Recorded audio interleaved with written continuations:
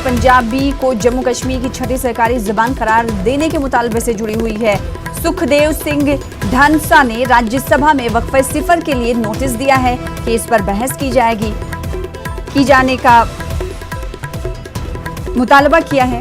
सुखदेव सिंह ढांसा शिरोमणि अकाली दल के रुकने पार्लियामेंट हैं। तो इस वक्त की बड़ी खबर आपको दे रहे हैं। पंजाबी को जम्मू कश्मीर की छठी सरकारी जबान करार देने का मुतालबा वक्फ सिफर के लिए जो नोटिस दिया गया है उसमें किया गया है। सुखदेव सिंह ढांसा के बारे में बता दें आपको कि शिरोमणि अकाली दल के रुकने पार्लियामेंट है। हालिया गुज़िश्ता दिनों हमने देखा कि ऑफिशियल लैंग्वेज है उसमें इजाफा किया गया है। कश्मीरी, डोगरी, हिंदी, इंग्लिश के अलावा एक लैंग्वेज और है। अब छठी जबान का भी मुतालबा किया जा रहा है। पंजाबी को जम्मू कश्मीर की छठी सरकारी जबान करार दिया जाए, इस ताल्लुक से मुतालबा किया गया। और ये मुतालबा सुखदेव सिंह ढांसा जो कि शिरोमणि अकाली दल के रुकने पार्लियामेंट हैं, उन्होंने राज्यसभा में वक्फ सिफर के लिए नोटिस दिया है कि जम्मू कश्मीर में पंजाबी को छठी सरकारी जबान करार दी जाए।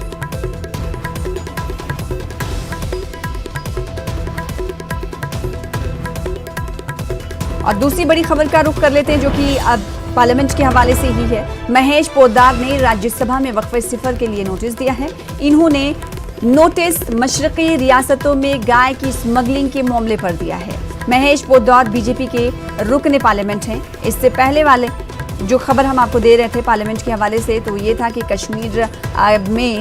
जम्मू कश्मीर में पंजाबी को छठी सरकारी जबान करार दी जाए, इसलिए नोटिस दिया गया। और दूसरी खबर पार्लियामेंट में नोटिस इसलिए दी गई है कि महेश पोद्दार जो कि बीजेपी के रुकने पार्लियामेंट हैं, वो चाहते हैं कि वक्फ सिफर में मशरकी रियासतों में गाय की स्मगलिंग के मामले पर बहस हो, बात हो।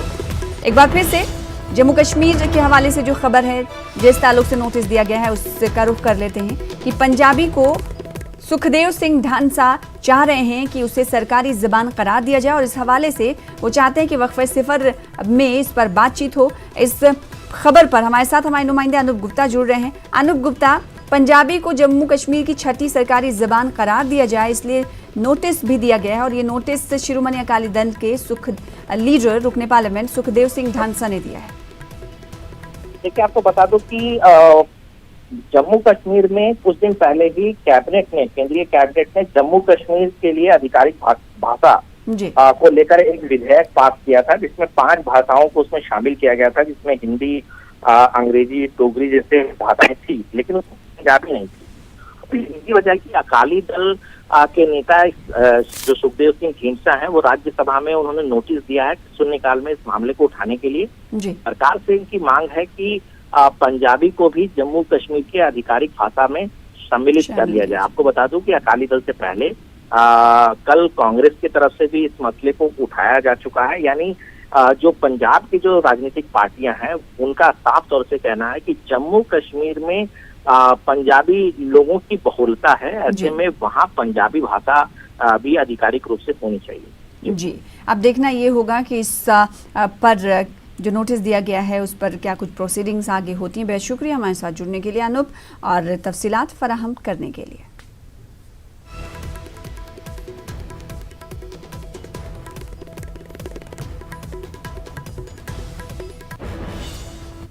LAC